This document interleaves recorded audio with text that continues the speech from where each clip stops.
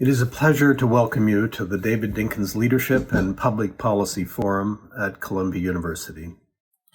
I'd like to thank our host, the Honorable David Dinkins, Professor of Professional Practice at Columbia School of International and Public Affairs, who is celebrating the 30th anniversary of the start of his historic term as Mayor of New York City. For more than 2 decades, Mayor Dinkins has been a beloved member of this university community, an admired professor who has educated generations of students at SEPA. In 1995, he established this forum to bring leaders to debate the most pressing policy issues facing the nation. The work he has done for Columbia has been a source of great pride for this institution, and I am very glad to have the opportunity today to thank him for it. Our guest is the author, activist, and CNN host, Van Jones. Van will be in conversation with yet another revered American mayor, Michael Nutter, former mayor of Philadelphia, who holds the David N. Dinkins Professorship in Urban and Public Affairs here at Columbia. Van Jones trained as a lawyer, began his career as an advocate for criminal justice reform, and he has devoted his life to addressing issues of police brutality, mass incarceration, and other forms of insidious racial injustice. He has also championed environmental causes, pushing for the Green Jobs Act of 2007 and serving in the Obama administration as the Green Jobs Advisor. We are at a moment as a society where the urgency and immediacy of these issues and the potential for change is palpable and undeniable. Today's conversation could not be more timely. I would like to end by expressing my gratitude to all of the participants in this event, to the faculty and staff who have helped to make this happen, and again to my friend and colleague, the incomparable Mayor David Dinkins. We love you, David. Thank you, President Bollinger, for introducing today's forum and for your extraordinary leadership of Columbia University in the great city of New York. I also want to thank our speaker, Van Jones, who has been such a powerful voice on social justice issues, on racial injustice and criminal justice reform, as well as on environmental issues. The Dinkins Forum is a signature event of SEPA that has for more than 2 decades drawn leaders to Columbia to speak on contemporary urban and social policy challenges, be it education, the criminal justice system, mass incarceration, inequality, voting rights, immigration, and much, much more. It's hard to imagine a more important time for this forum and its subject, righting the wrongs, public policy, civil unrest, and COVID-19. The terrible toll of COVID-19 and its disproportionate impact on the poor and on Black and Latino communities, and the systemic anti-Black racism that continues in this country brings great urgency to today's forum. I wish to thank Mayor Michael Nutter, the David N. Dinkins Professor of Urban and Public Affairs at SEPA, for leading our discussion with Van Jones. Mayor Nutter is himself a remarkable urban leader, having served for 8 years as mayor of Philadelphia and for many years on its city council. He was also president of the U.S. Conference of Mayors. And at SEPA, with energy and expertise, he carries forward the legacy of the namesake of this forum, Mayor David Dinkins, who will be retiring at the end of this year after teaching for more than 25 years at SEPA. Mayor Dinkins, we thank you for your service to the city and to SEPA. You have had an immeasurable influence on many generations of students and policy leaders. And thank you all for being with us today. Well, hello, everyone, and welcome to the David N. Dinkins Leadership and Public Policy Forum, live on Zoom. I'm Mike Nutter. Thank you to President Bollinger and Dean Janow for your opening our event with your tremendously gracious remarks. I want to also give sincere thanks to the Association for a Better New York for their sponsorship of this year's event. We hope to continue as an online series, and thanks to this new reality, with another discussion to be designed and scheduled during the fall semester. I also want to thank Linda Hamilton, who works very closely with Mayor Dinkins and is the driving force behind this year's forum, the changed format, and certainly it was her inspiration that led to us having an incredible guest speaker today. And while you might not see him here today in this discussion, I can assure everyone that Mayor Dinkins is indeed doing well. I just spoke to him about a half hour ago. He's in great, great spirits. He was happy about the call. He's also happy about one other thing, which I'll get to in a second. He's weathering this time of social distancing at home with, as he always says, his bride and their caregivers.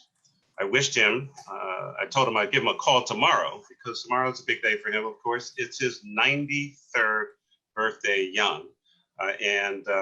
You know, if you're able to reach out to him, certainly he would, I'm sure, love to hear from him, or you can be in touch with any of us and we'll convey your best wishes. But let me tell you, he is as upbeat as anyone, as everyone knows him to be.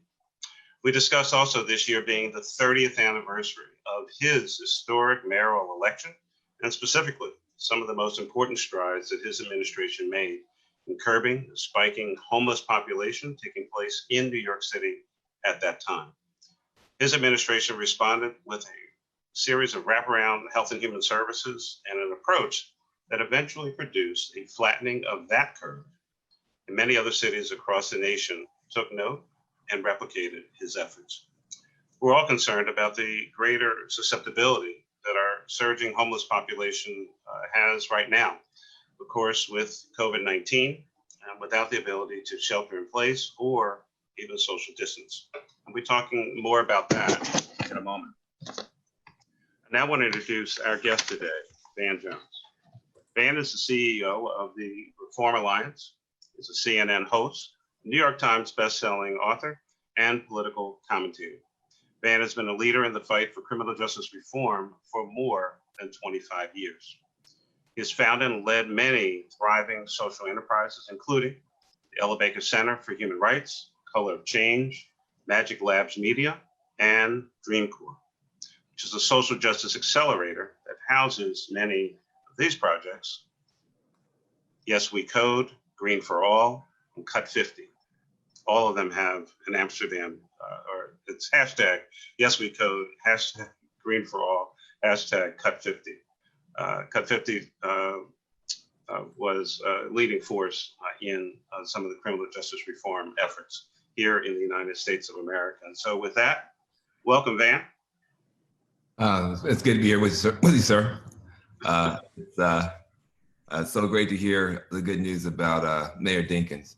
I think everybody remembers that historic run for mayor. It was so inspiring for us. We were kids in those days. But it's a big honor to be a part of anything associated with David Dinkins. There's no question about it. And certainly he and Professor Fuchs, Dean Jano, were the big inspiration for me to be at Columbia. And I'm grateful to all of them. But again, a big shout out to Mayor Dinkins. Van, let's kind of jump into it. Jackson, Tennessee. Yes, sir. To DC. Yes, to sir. California, and a whole lot of places in between. Yeah. Ella Baker Center, Color of Change, Green for All, Green Color Economy, the White House, CNN, Magic Media, Dream Corps, and Reform Alliance. So, what you been doing with yourself, man? It's just like hanging out, or what's the deal? Well, it's interesting because, I was born in 1968 and, that was, and I was born in Jackson, Tennessee. My father had actually grew up in Memphis. He grew up in Orange Mound, Memphis, which I guess was one of the biggest Black so-called ghettos in the South. My dad wanted to get out of poverty. He was born in 44, basically what was a shotgun shack. He joined the military to get out of poverty. Everybody else was running out of the military. My dad ran into the military trying to get out of poverty. got out, put himself through college, a little black college called Lane College in Jackson, married the college president's daughter, my mother. Okay. No slouch, no dummy, no dummy. And you figured it out. He figured that out. And you know, my mom and dad, they put his little brother through college, they put a cousin through college, they put us through college. And when my father died, the picture that they put on the funeral program was a picture of my father standing in front of Yale Law School the day I graduated with his hands in the air, saying, we did it. And what he meant by that, you know, he said, son, you're a ninth generation American, but you're the first one in our family that was born with all your rights. And look at how well you've done. And I think that people don't understand this moment because there's a dominant narrative in the mainstream that says, you know, racism 1,000 years ago, civil rights 1,000 years ago, slavery was 10,000 years ago. What are you guys talking about? Not understanding. My mother and my father were born and raised in segregation. I said my great-grandmother, I said my great-grandfather, I said my mom and my dad. Right. I am the first person in my family born in '68 that was born with all my rights recognized. Mm-hmm. And so this is very close to the surface. All of these, you know, we're a brand new, a true democratic republic with multiracial, multicultural. That's not 1776. That's barely 1976. You know, so mm-hmm. we're a new democracy, multiracial democratic republic, every faith, every kind of person ever born. And when I got out of law school in 1993, what I saw happening was 3 strikes and you're out bills, building more prisons, 100,000 police, you know, from the federal government, et cetera, right. And not enough help for kids who look like me. So I was very blessed, and I wanted to use my time and my talent to help other young people of color. And here we are 25 years later, and some of those issues are finally now being addressed, I think, on the scale they should be. And when you look at that timeline, thank you for laying that out. You know, there are arguments. We've made progress, we've made no progress, and I guess there's an argument somewhere in the middle. And we talk about righting the wrongs. Just the things that have happened in the first half of this year. A coronavirus, new. Yeah. Fiscal distress, different than 12 years ago. Yeah, yeah. Civil unrest, that's been with us literally from the start of the nation, but now I would suggest different. I want to hear your view on that. And a presidential election. Yep. 2020, I said to someone the other day, many of us talk about, I guess, your birth year. I'm laughing.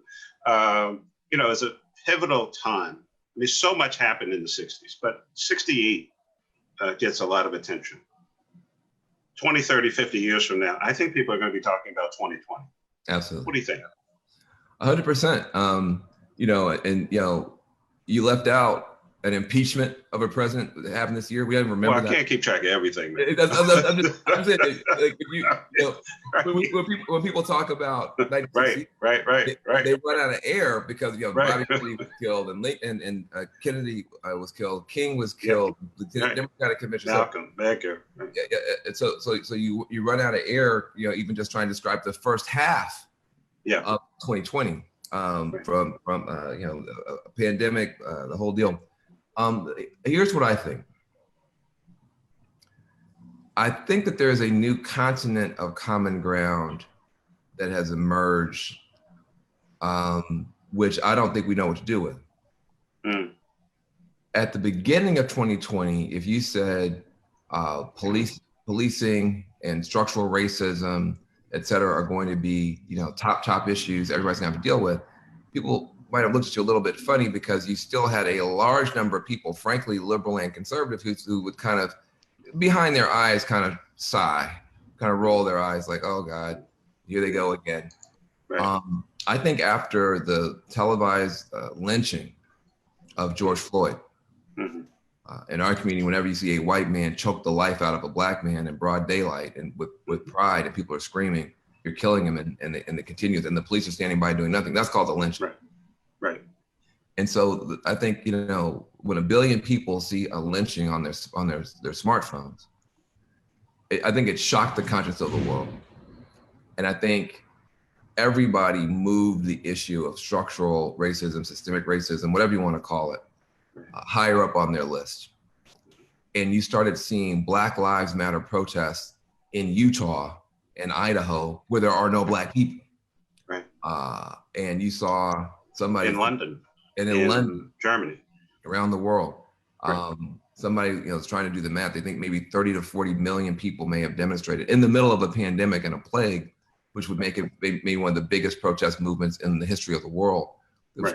which seemed to have come out of nowhere, not out of nowhere, out of a lot of pain. But but what that means is you'll always have some people say, racism is not that bad. These guys are just exaggerating. But you have a much larger constituency of conscience now that includes tens of millions of white people who are willing to say three things.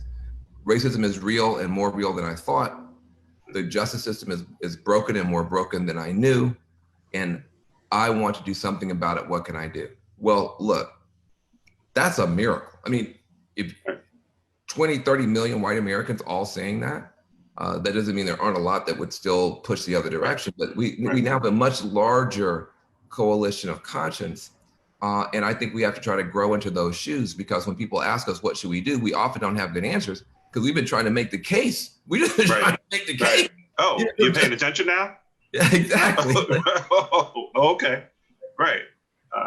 Yeah, so I think this conversation is well timed, because I do think people are listening.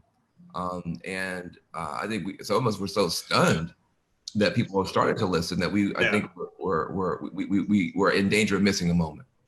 So on that point, we've got hundreds of people watching here today and streaming and all that. So, give us a sense of what are a few of the answers to that question, right? People say, I want to do something. I want to get engaged. I want to get involved. I tell folks, look, I'm not asking you to try to boil the ocean here. Yeah. Right? Do something in your own community, but give us a few. Well, let me hit the big picture stuff on policing first, just to get that handled out of the way. Then I want to talk about what people can do in their own lives. Look, the big problem you have with law enforcement, I'm from a law enforcement family. My dad was a cop in the military. My uncle's a police officer. I got a cousin who's a prison guard. So I'm from a law enforcement family. The big problem with law enforcement in the first instance is something called impunity. It's the idea that too often someone who is wearing that blue uniform that we all are supposed to respect can break the rules with no consequence. That's called impunity. And in too many places, you have an inability for great police chiefs to discipline, demote, and fire cops everybody knows is bad. Those cops are so bubble wrapped by our police officers' unions in so much red tape and so much protection, initially well-intentioned, but now you bubble wrap these cops so much that even great police chiefs cannot discipline, demote, and fire easily bad cops in too many places. Number two, you can't sue them because the Supreme Court says they have qualified immunity. So it's almost impossible to sue a cop civilly. And then number three, our prosecutors are often way too reluctant to bring charges, and our jurors are way too reluctant to convict, even when police officers do stuff that the community finds egregious. Well, listen, if you have 800,000 people, which is how many police officers we're blessed to have, if you have 800,000 people, you give them all guns, badges, pepper spray, tasers, batons, fast cars, dogs, helicopters, handcuffs, and send them out there and say, hey, listen, keep the peace. But by the way, no matter what you do, your job is so hard, you won't be disciplined, demoted, fired, sued, or put in jail. Somebody's gonna act a fool. That's just in any country in the world. That's not particular to America. If you have, a sense of impunity, someone is gonna abuse their power. And then if you do that in a country where there are disfavored ethnic minorities, in any country in the world, those disfavored ethnic minorities are gonna catch hell. And so that's what you've got. So in the first instance, you've got to deal with the impunity issue. And you do that by removing the ability of police officers' unions to bubble wrap these bad cops, removing qualified immunity so people can sue folks. Now you're out there, if you do something egregious, you should have the ability to make mistakes. But if you rape somebody, if you beat somebody within inches of their life, if you kill somebody unjustly, maybe you don't get to keep your houseboat, okay? maybe that's on the table. And then lastly, there need to be special prosecutors in place to make sure that police officers are prosecuted fairly when they break the law. Saying that the police should obey the law should not be a radical proposition in America. Right. And so all that can be done politically, and I think that will be a fight. But people focus on that rather than focusing on what they could do in their own lives. One last piece on this. So, and then that has now led to, and unfortunately, I would say many people are not focused on the 1, 2, 3 that you laid out. And it's more of a blanket, well, we're just going to defund the police or get rid of the police, or we're not going to have any police.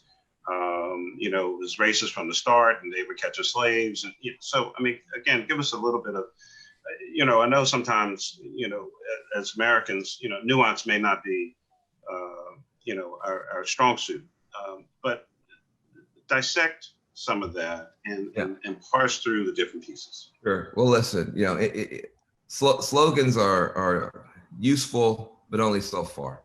I respect those folks on the front lines who are marching and risking their lives in the plague and the pandemic and risking getting beat up and arrested and Lord knows what else, marching under the slogan of defund the police. I respect their passion and I respect some of their analysis, but let me tell you how I see it. First of all, the good point that they're making, which I think has not been made before with as much force, is that we do have an imbalance in some of our city budgets. And listen, we're asking the police to do too much. We're now sending police officers into harm's way, into communities where there's not youth programs or not social service, et cetera. Here in Los Angeles, where I am, I think the police budget is now 60% of the overall budget. Well, that's not gonna work. So now what happens to that police officer? That police officer has to go into a community where there's not enough services. So now they've got to be a mental health therapist for the homeless person. Right. They've got to be social services for a social services a person and a coach and a mentor for the kids in the community. They've got to be a marriage counselor to a domestic dispute. They've got to do so many things, and it's just impossible. So you do need to rebalance these budgets. When the police overtime budget is bigger than your whole youth services budget, you've gone too far. And so you do need to rebalance these budgets, give the police a more narrow mission, and then take the savings from that so you can do other stuff. That's what I would call that rebalancing budgets, reimagining police, reinventing police. But so I think the economic issue is well raised. However, there's a challenge here. First of all, I listened to my friends say, we're going to abolish all the police. We're going to abolish all of the prisons. And by the way, arrest that police officer and put him in jail. Well, hold on a second. Who's going to arrest them and what jail are you going to put him in? Okay. I don't think you mean what you say. Because you literally just okay. said. All right. There might be a little bit of a conflict in that. So I think that, look, my view on this is that they're raising an issue that's important. Right. I think there are other ways to discuss it, but they're creating space for people to discuss it in other ways. That's probably a net good. Yeah. Well, my last point on that is, budgets. Got a little virtual thing behind me. My most beloved building in Philadelphia, at least, great city hall. Spent a lot of time there, and I would tell folks, budgets are more than numbers and words in a big book. Budgets are a statement of principles and values. Yes. And if you want more funding on the human side, the social service side, the community side, then those are decisions that people make in, city halls and state capitals and the halls of Congress and the White House all the time. Get into, voting and who's in office and who's making decisions. But somebody is making a decision consciously to put this dollar over here as opposed to that dollar over there.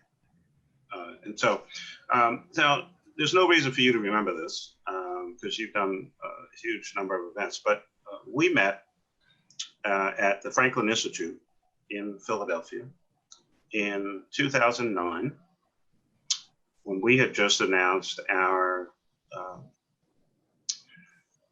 plan to make Philadelphia the greenest city in the Yeah, United that's States right. of America. Greenworks Philadelphia. I remember that. You were new Mhm. at the White House, Mhm. and my folks, Catherine Gajewski was a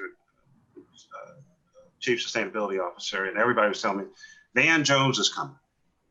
Van Jones is coming, and he's going to bless and oversee and put the hand on our plan.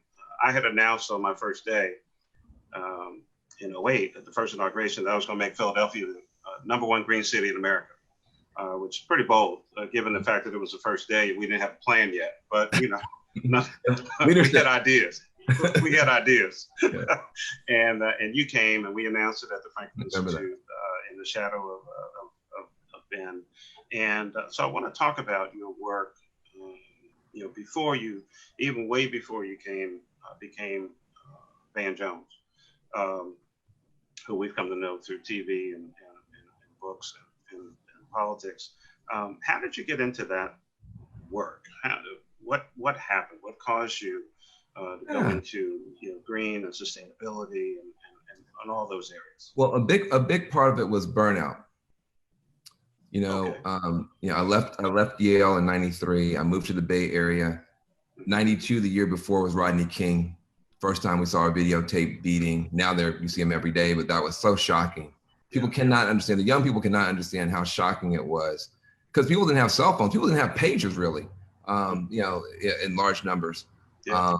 Fax machines were a new thing. Still kind of new, yeah. Exactly. And so the idea that somebody in the community had a video camera, that's a crazy idea. Somebody would have a video camera, and they would have it, on their person when the police were beating, 4 cops were just beating the crap out of a black guy, and would be able to get the video. And then, of course, there's no YouTube in those days. So they had to take that video to a television station, and that television station had to review it and then put it on the air. That was a huge shock. And we just knew everything was going to change, because now they've been caught in the act, and it was all, now our point had been proven. We've been saying this for years and years. And the jury acquitted all those cops and said, it's fine with them. Beat the hell out of these guys. It's fine. I was 23. I'll never forget the shock of that verdict coming back the way that it did. And, there were disturbances all across the country. LA almost burned to the ground. They had to bring out the military to put down those uprisings and disturbances. And for me, I felt like, as a young African American, and then in '94, the year after I graduated, they had the Clinton crime bill, and all of a sudden these prisons are being built everywhere. So I spent a lot of time trying to push back on both parties to try to get both parties to think about it differently. That you shouldn't be locking up young African Americans for using drugs. I saw kids using drugs at Yale. None of them went to prison. At worst, they went to rehab. And so why are you treating poor black kids differently than you treat your rich white kids who have the same problem and the same behaviors? And so I spent 10 years. We closed 5 abusive youth prisons through the Ella Baker Center for Human Rights. We sued a couple of police departments, really reformed San Francisco Police Department, got a horrible police officer named Mark Ndiaye fired, and I burned out because that's too many community meetings and, devolving into chaos and recrimination among each other. So we're talking about 24, 25.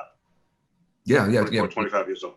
Yeah, and then up into my early 30s, I was a full-time activist. That's why I understand the courage of the young people out there marching. I was one of those young people, and I was also suing cops in the daytime and marching at night. I burned out. I'm not, my dad was a tough guy, military and all that. I'm not tough. I'm resilient.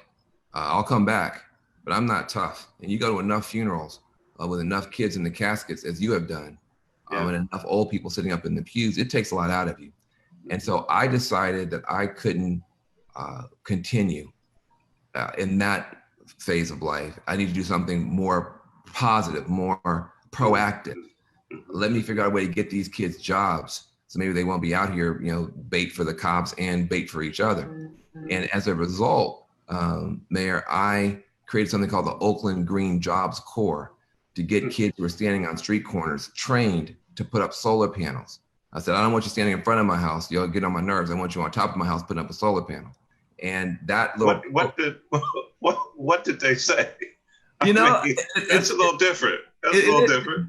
Well, you don't start with the solar panels. You start with the money. You have to get paid. Okay. All right.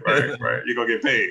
Exactly. When you say green jobs, all they hear is the green. They don't really care about them. So, and we had a good time. We had a good time with that program. And Nancy Pelosi, who had just become Speaker of the House, loved it. And she took me to Washington, D.C. and we got George W. Bush to sign the Green Jobs Act to spread that program around. Yeah. And I wrote a book about it the next year, became a bestseller. Somebody on Obama's team read the book, boom, I'm in the White House, boom, I'm meeting you.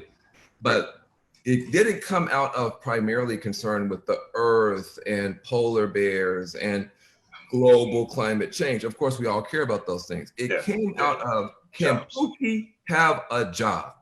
Can Pookie have a job? Can Lil Run and Shanae and them have a job? And if you're going to green up and clean up, everything you do for the earth that's good is a job for somebody. Solar panels don't put themselves up. Houses don't weatherize themselves. Organic farms don't plant themselves. It's a job. It's a contract. It's an entrepreneurial opportunity. And I got passionate about that. And that's how we met. Right.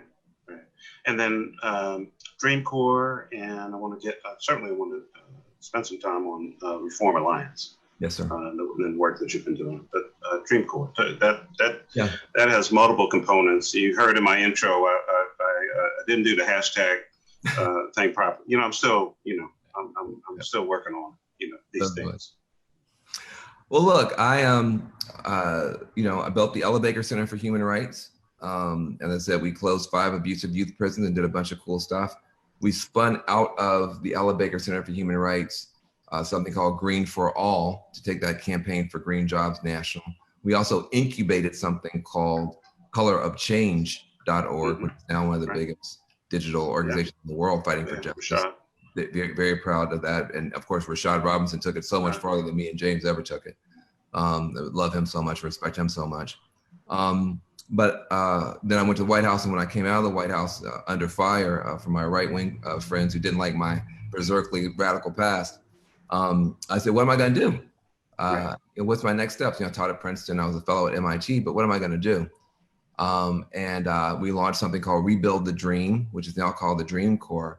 It's just a home base for solution-oriented, transpartisan, multiracial projects that are really trying to fix stuff.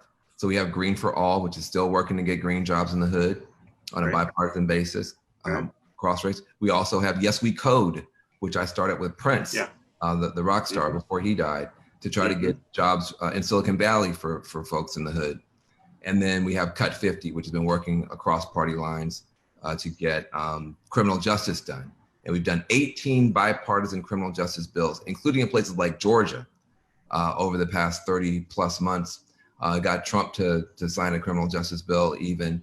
And I think that we've played a constructive role in bridge building so that even in all this confusion, both political parties will at least acknowledge the need for criminal justice reform at some level. That hasn't happened in a generation. So I've been busy. Yeah, clearly. Man, I'm going to ask you we started with coronavirus, budget deficits, city and state, civil unrest, election. I ask you to pull those pieces together. Let's talk about the impact of coronavirus on America, on the world. Again, unfortunately, Black people, people of color, Latino community, disproportionately impacted by this. I think the coronavirus has finally revealed every possible deficiency in virtually every system in the United States of America, from jobs to supply chain to remote to broadband to anything going on. It has pull those pieces together. Talk about COVID-19 in particular. Well, listen, we have sick people because we have sick systems. That's the fundamental. This pandemic jumped on in the Black community, Native American community, Latino community, other disadvantaged communities. It was a pandemic jumping on a bunch of pre-existing epidemics that were already there in terms of hypertension, diabetes, obesity, and other things, which are the result of food deserts and a lot of public policy that has steered bad food into some places and no food, and whereas good food is elsewhere. And so we had a lot of sick people before the pandemic got here. Because we have a lot of sick systems that in terms of food and medicine and health and wellness. And so this virus has come to teach us something. The main message of the virus is a message about oneness and wellness. Yeah. I think that there was a view that many of us in the elite especially have fallen into, which was basically, I mean, it's not a conscious view, Mayor. I'm not saying it's conscious, but there was a view that essentially I have the world at my fingertips. I can appify the world. Anything I want, I can push a button on my app. I can have any product, any service right now. And I never have to worry, Mayor, about the human being on the other side of that app. Do they have health care? Are they being paid right? If they've got a cough, can they go see a doctor? If their child is sick, can they stay home? I don't have to worry about the human being on the other side of that app. In fact, the whole world is just that people are just apps with feet on them. Bring me my stuff. And what happened is, it turns out that we're all connected. See, they talk about social distancing. What has been revealed is that the elite, we've been socially distant. That's what it means to be in the elite. You're in your private school, you're in your gated community, and you are socially distant. You're in your big house with 2 people in it. When you're poor, you can't socially distance. That's the whole point. You're in the hood, you're all stacked on top of each other. And so it's the pre-existing social distance that has allowed all these systems to get sicker and sicker and sicker and sicker. And so now this virus tells you we're all one. If that person has that cough in that Amazon warehouse, can't see a doctor, when the package comes to your house, you might get sick. If you don't care about whether somebody, can take care, have a good family leave policy, guess what? The nanny that you're relying on in your household can't come. Your grandmother who may be in a nursing home being taken care of by a woman of color who is an immigrant, if she gets sick now, you can't proceed. It turns out we're all one. And so how do we lose a sense of community and oneness? Is it just technology? Is it the vitriol of our politics? What as you see it, what's going on? Well, there's 2 things. One is, the technology makes things better. And Marvin Gaye is still asking that question. Exactly. What's going on? Well, listen, I think I'll talk about technology and I'll talk about demographics. On the technology side, we have an awful lot of data and very little wisdom. That's how that would be. If you ask me how to describe the 21st century society, massive amounts of data and no wisdom to be found. And we think that we are programming these phones. These phones are programming us. These algorithms just drive us further and further apart. I'll tell you, honest story. After Trump won, I went on Instagram and I searched and followed, white supremacists, white nationalists, pro-gun, pro-Trump, every negative, all that, but everything that was not going to be in my feed, I followed. And for a while, I was getting a mixed feed. It was showing me stuff I liked, stuff I didn't like, but it was giving me a binocular view on the country. I could see how an incident would happen. It could be seen different ways. But guess what happened, Mayor? After about a month, it stopped showing me the right-wing stuff. Why? Because I was never liking, sharing, or commenting on it. And the algorithm figured out, well, he doesn't like that stuff. We're only going to show him what he likes. So I actually had to deliberately tell some friends, I'm going to start sharing through DM some pretty shocking stuff, but I need you to understand, I'm just trying to keep my feed honest. I had to search out. Now, if it had been recommendations, I'd only have Black liberals. I had to search the other people. And then I had to take extra action to keep them in my feed. In other words, when you look at your phone, you think it's like a job. It's like a job just to understand the other point of view. My only point is simply this. The technology is driving us apart because it's not showing us information. It's showing us things that give us a dopamine hit that we like, and that's causing a problem. But that's not the biggest problem. The biggest problem is the demographic change throughout the West. I'm gonna be honest, white folk ain't having a lot of babies, Mayor. They're not. And what that means is in the West, in Europe, brown people are coming from Muslim countries, from African countries to fill those slots. And in North America, they're coming from Latin America. That's just the reality. And so if you look at the kindergartens across the West, they look like the United Nations. So your grandkids are probably gonna look different than your grandparents. That's just the reality of the West. And for some people, that creates a lot of anxiety. Call it racism, bigotry. Let's just call it, for the purpose of this conversation, a lot of anxiety. The question is, if we are going to ask the white majority to do something that has never been done in history, ask them to go from being a majority ethnic group to a minority ethnic group and like it. That's the request. You are going to go from being a majority ethnic group to a minority ethnic group, and we want you to like it. Ask yourself the question, do progressive have a strategy that's going to make that more or less easy? If our strategy is fundamentally to say, you suck, you are dumb, ignorant bigots, you are so dumb and ignorant, you don't know how dumb and ignorant you are, you need to change everything about yourself so that I can feel better and have a better life. Is that a good sales pitch? It's just a question. Is that a good sales pitch? Or is there something else? I don't know, maybe someone else, I don't know, like maybe Mandela, who's over my shoulder at all times, who said the same thing, but with a different tone of voice. When Mandela was addressing the change that the white, in that country, minority was going to have to go through in South Africa, the way he talked about it was much more uplifting than the way that I hear us talking about it. He talked about a new South Africa that would have a place of honor in it for the Zulus, even though he was Xhosa, for the Fula, even though he was Xhosa, and for the Afrikaners, even though he was Black. And he described that rainbow nation so well, they basically talked the country out of going into a civil war. We need to take responsibility, I believe, more on our side. I can criticize the other side all day long. It'll make no difference. They don't listen to me. But on our side, I think this crisis has been so profound, Mayor, that it shocked people in terms of COVID. It shocked people in terms of the racial injustice. It shocked people in terms of the willingness of people to march in the middle of a plague for somebody to look like them. That there may be a new rhetoric that's available. And I am passionate about figuring out how we use this election to put forward a unifying rhetoric. We got to be tough on dumb stuff from mean people.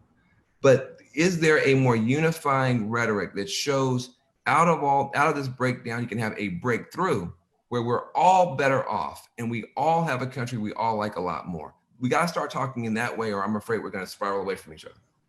So we talked earlier, you talked about your transition to the West Coast, and what you just said brings to mind the prophetic statement by Rodney King. Well, I mean, can we all get along? Yeah. I mean, how does that happen? And again, in the frame of everything else that has happened literally in half a year, and then for 400 years.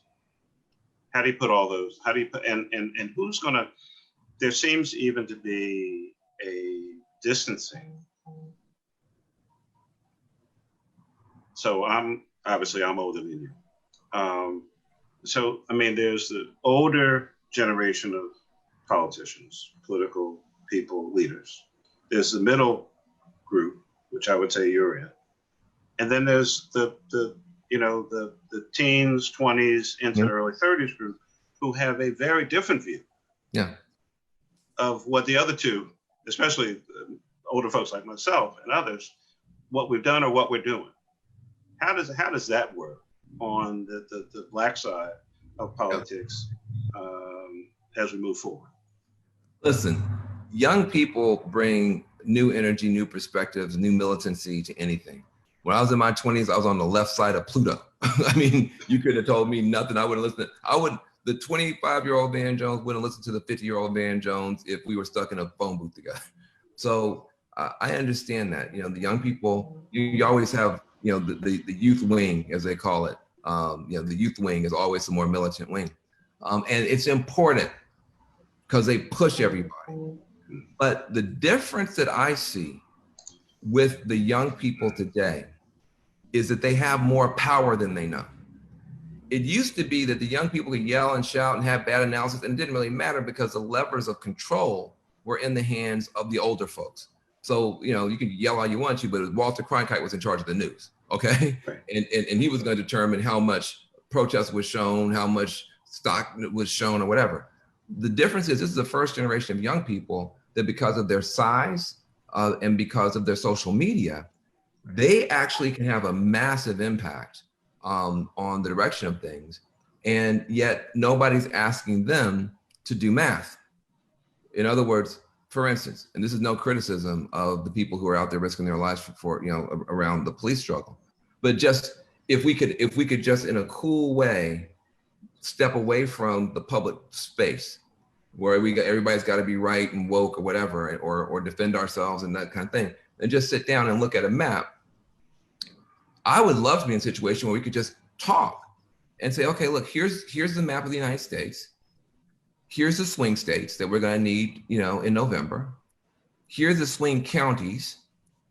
Here's the polling data on some of these slogans in those swing states, and those swing counties. Just passionately, not, oh, well, you're a sellout or you're a young militant ignorant fool, but just all of us grown, you know, taking responsibility. And does it matter to you that some of these things don't play as well in those places? If it does, fine. If it doesn't, fine. But can we have a conversation about strategy, about different dimensions of strategy? Right now, I feel disabled to have those kind of conversations because so much of it's happening on Twitter, which is 200 characters. And it just becomes this kind of woke Olympics as opposed to really trying to figure out strategy.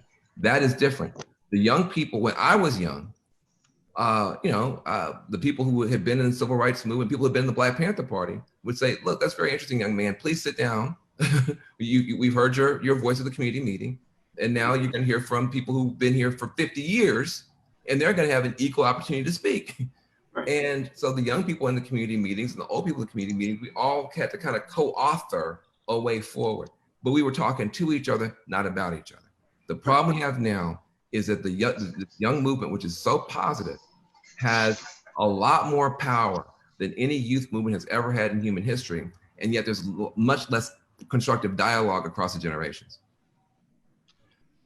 So we're going to jump to some Q&A coming in from our viewers and listeners. Question, do you think there's a split between Black politicians who might endorse Vice President Biden and the Black academic voter wishing for a more progressive agenda?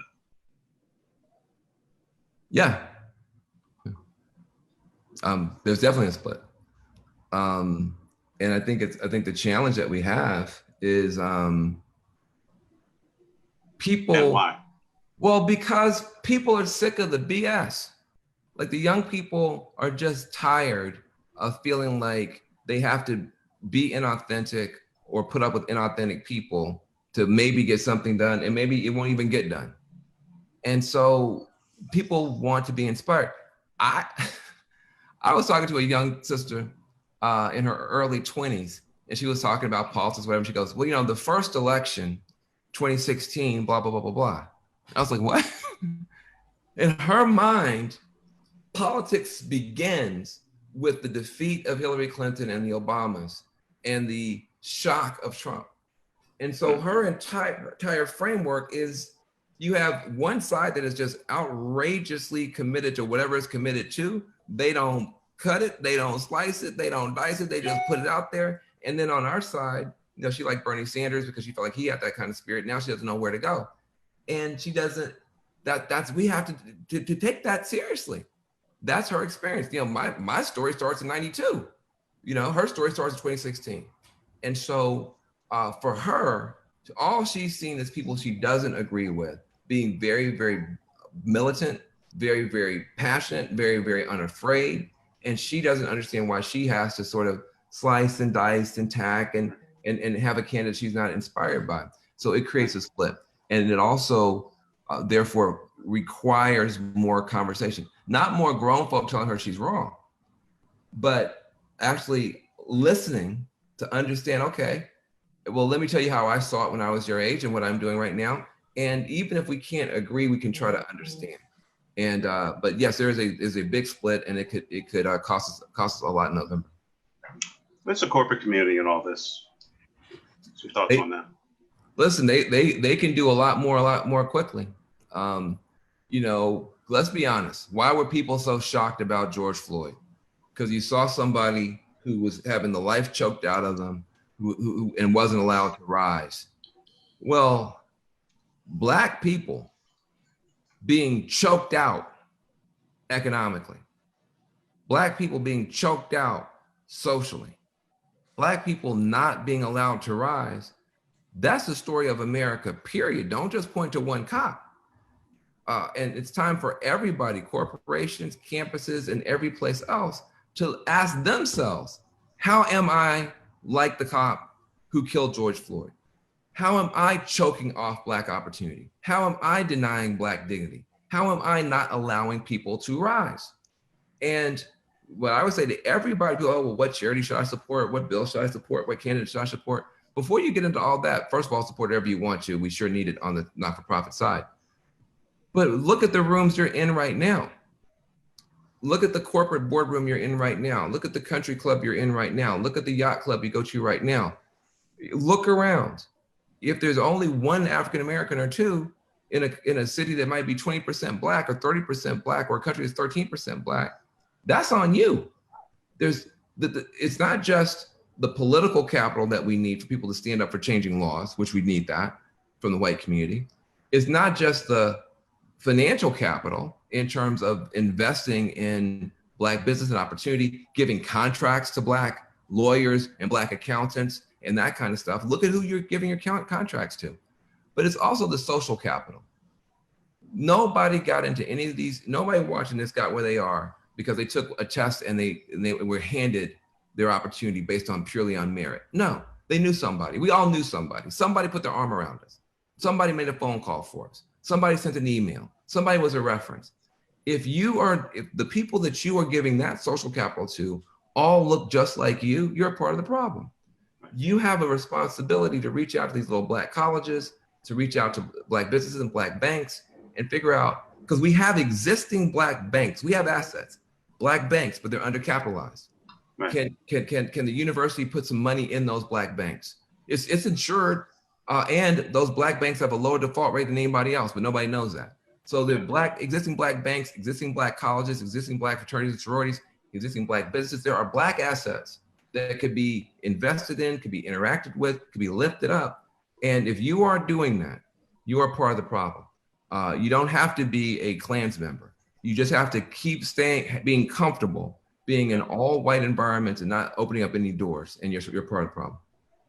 So we're the School of International and Public Affairs, Columbia University in the city of New York. We went remote in March. Everybody's trying to figure out the fall and beyond. First, what should universities be doing from a policy standpoint? And then specifically, of course, we have SEPA and the Earth Institute focused on issues of equity, environmental justice, climate and sustainability. Give us some sense of that, again, all in the context of COVID-19. We're not going to be able to open these campuses up, and people need to just stop the nonsense. You only have 5 weapons against a pandemic. You either you do testing on a national scale, like they've done in the Asian countries, combined with tracking and tracing, and then that way you know who has it and who doesn't. You can jump on any outbreak. We're not doing testing and we're not doing tracking. All right. So then what else do you have?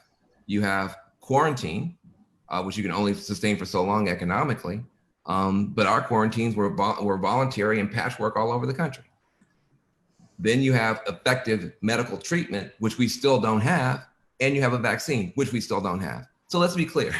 We don't have testing, we don't have tracing, we don't have tracking, we don't have effective quarantine, we don't have effective treatment, and we don't have a vaccine.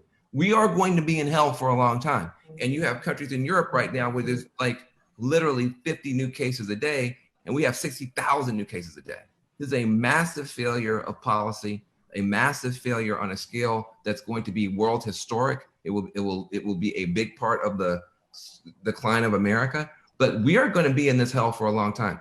You will not be able to leave the United States and go anywhere because countries aren't going to let you come because it's been handled so badly. But the idea, which is, I think is highly foolish, that these campuses are all going to be open for business, in 2 months, while the numbers are going through the roof, I think is irresponsible. We need to assume January at the best, at the earliest, and probably not then. We have a ton of students, of course, on the call today. Many of whom wonder themselves. I'm in school, about to leave. It's a 1 year or 2 year degree, depending on your program. Some thoughts about what should students be doing at this point? How do they get engaged in this effort? Well, economically, you're going to have to be a hustler. And politically, you're going to have to be engaged. But I would say don't expect to be hired. I think you're going to have to see yourself as somebody who's got a service to offer. And so that's a very tough question. I'm sure we don't have enough time to answer it. Fundamentally, I think that those students who have an entrepreneurial approach to life, who say, I know what I'm great at, and I can offer that to 4 or 5 employers as a contractor, are going to be a lot better than the ones who want to stand in the back of a long line for existing jobs. But I'm not a college career counselor, so I should probably shut up. I hear you. I'm not that good at it myself. This might be one of our last questions. How about racial and economic equity, issues of transportation policy, connecting often historically underserved communities with job hubs that enable the level of economic mobility? We've got people in places maybe that don't have great access on the transportation side, but there are actually jobs, even in this environment, jobs that are available. Talk, if you can, a little bit about racial and economic equity. Well, look, a lot of people who talk about this COVID stuff, they don't think about, the transportation side of it. There's a couple I see some kind of more left-wing questions, and I'm going to get to those too. But they don't think about the fact that if you're a working person, you're in hell as you open the economy up. Because either the bus drivers unions have been smart enough to say, we're not going back because it's not safe. And then how do you get to work? Or you're shoved like sardines onto buses and into subways that are not safe. And so this transportation piece, how we begin to reimagine transportation, protect our bus drivers and our riders, but invest a lot more in that so people can get around, that's not even on the table as a part of the COVID response, and it should be. But look, I'm sure there are a lot of young folks who are listening to me and you saying, man, these are the corniest, most conservative Black people in the history of Black people. Why the hell do we have to listen to this crap from these guys? We want a different society. And these guys are talking about managing around the edges. And I felt the same way in my 20s. And I will say this. Someone says, why can't we imagine a police-free world? Why can't we imagine a prison-free world? Why can't we imagine? Listen, your greatest asset as a young person is the fact that you're unencumbered by the existing political reality, by the existing political calculations of people who have to help run this daggum thing. Mayor Nutter's called on by everybody in America to help run this daggum thing, and people on both sides of the aisle. So he can't give advice that only works in Berkeley and on college campuses. He's got to give advice that might work in a state house someplace and in a city hall someplace. And that's a different kind of advice. I don't want you to stop dreaming big. I don't want you to stop imagining very different ways that we could be together as human beings. I want you to think about cryptocurrencies, and I want you to think about, yes, there should be a way for us to have less police violence and street violence, and you might come up with a way to do that. The only thing I ask of you is that for those of us who love the same communities, hate the same injustice, can we get along? Can we speak to each other respectfully? you're never going to see me on Twitter. I get called everything but a child of God on Twitter by my own people. I get called an Uncle Tom, a sellout, everything else. The Reform Alliance, which we haven't talked about as much as we probably intended to, got 43,000 people out of jails and prisons this year, trying to get them out of harm's way for COVID, the compassion release stuff that you know all about, Michael Nutter. I don't mean to be rude, but when I talk to some of my young critics, I just ask them, how many people have you gotten out of prison? It's just a simple question. Even your cousin. Okay, this year alone, 43,000 from people like me and Michael Nutter who are having to deal with the system as it is. Understand, if you want to change the prison system, the majority of Black people are locked up in red states, Georgia, Mississippi, Florida. You have to deal with Republicans. So I just say, I will never disrespect you. You'll never hear me say, oh, screw these young people. I respect you. But we would be better co-authoring a way forward than assuming that if somebody doesn't say, abolish all the prisons, and by the way, where are you going to put the bad cops if you abolish the prisons? I still understand that. Where are you going to put the Klan? Where are you going to put the Aryan Nation if you abolish all the prisons? Where are you going to, I don't understand. But just because I don't sign off on that, to say that I'm an Uncle Tom and Nutter's a sellout, that kind of stuff has to stop, because there's just not enough genius in our community for the two generations to be at war with each other in the way that we may be by the end of this year. Man, thank you so much. Thank you for your passion. Thank you for your honesty. Thank you for sharing you, not just the work, but yourself in this environment. And I'll venture to say, not only has it been a great conversation, but hopefully some sharing and listening on both sides. We all need each other. Absolutely. And there's not a one of us, no matter who you trust, who you believe in, who you admire, there's not a one of us that is going to solve all of this by themselves. And I greatly appreciate you. I appreciate the work. You do have to work in a bipartisan fashion. You do have to work. When I was in that other building, I said, if I only worked with people that I liked, I would have had a lot of free time. A lot of free time. Some days that's a really short list. So, but I appreciate you. And so I've got to give my closing. I'm going to ask folks, I don't know how we do it on Zoom. I haven't yet figured it out, but just a big round of applause for Van. Thank you. Again, Linda Hamilton and the whole Columbia team, SEPA team, President Bollinger, Dean Janow, and everyone involved. I want to thank you for joining us today for our reimagined online event and for staying with us through this hour. Again, thank the staff, Columbia University, the public events, public affairs team, and of course, communications and the AV team at SEPA. You can't do anything without AV team. The Association for a Better New York, thank you for your generous sponsorship and for their continued partnership through our initial postponement and then transition to this event. They stuck with us right through it all. So we look forward to seeing you again in the fall at our next online discussion. Again, happy birthday, Mayor Dinkins. Everyone, be well, stay safe, take care of yourselves. God bless. Thanks, man.